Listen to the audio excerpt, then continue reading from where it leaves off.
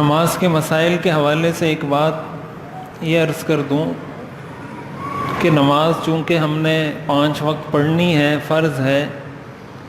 تو اس کے مسائل کو اہتمام کے ساتھ سیکھنا چاہیے۔ میں نے حضرت مفتی محمد تقی عثمانی صاحب دامت برکاتہم نے ایک جگہ لکھا ہے اپنے والد کے بارے میں،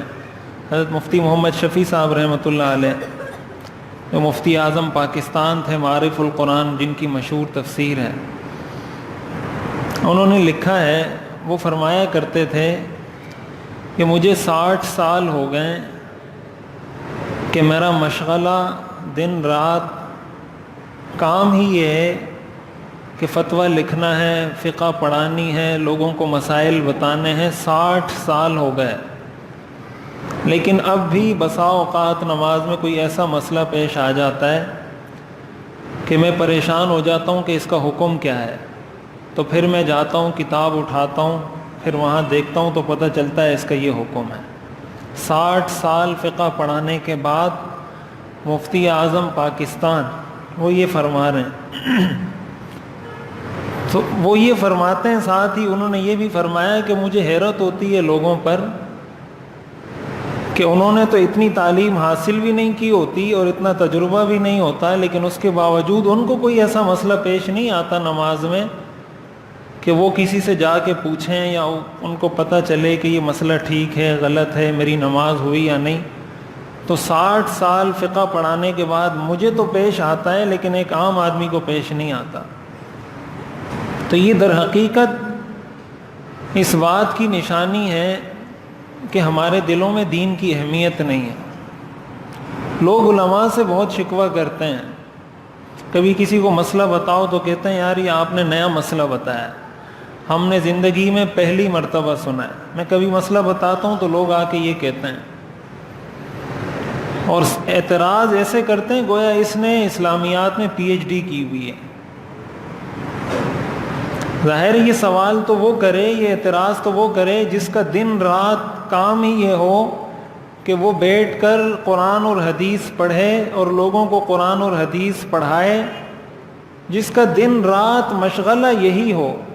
وہ اگر یہ اعتراض کرتا ہے کہ یار میں نے اتنی کتابیں پڑھی ہیں اور مجھے فقہ کی کسی کتاب میں یہ مسئلہ نہیں ملا، تم نے کہاں سے بیان کیا، تب تو بات سمجھ میں آتی ہے۔ لیکن جس نے دین کے بنیادی مسائل بھی نہیں سیکھے، نماز کے بنیادی مسائل بھی نہیں سیکھے، اور کسی کے صحیح مسئلہ بتانے پر اس کے دل میں یہ سوال پیدا ہو کہ یار یہ مسئلہ تو میں پہلی دفعہ سن رہا ہوں، تو اس سے تو انسان کو اپنی غلطی کا احساس ہونا چاہیے کہ ساری زندگی میں کیا کرتا رہا ہوں، ساری زندگی میں کس ڈگر پہ چلتا رہا ہوں۔ تو اس لیے اس کو اہمیت کے ساتھ سیکھنا چاہیے، اپنے بچوں کو سکھانا چاہیے۔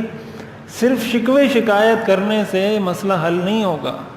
جب تک اپنے بچوں کو صحیح طریقے سے دین کی تعلیم نہیں دلوائیں گے۔ یہ نماز کا طریقہ سکھانا یہ تو والدین کی ذمہ داری ہے،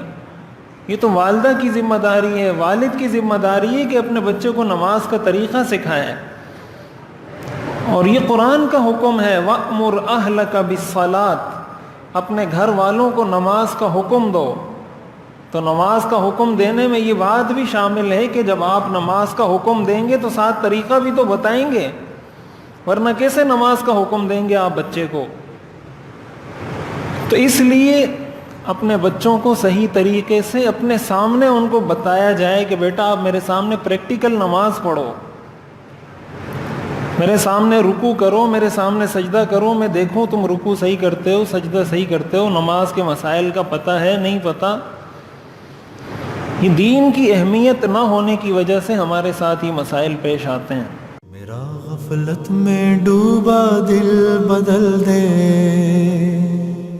ہوا و حرص والا دل بدل دے، میرا غفلت میں ڈوبا دل بدل دے، خدایا فضل فرما دل بدل دے۔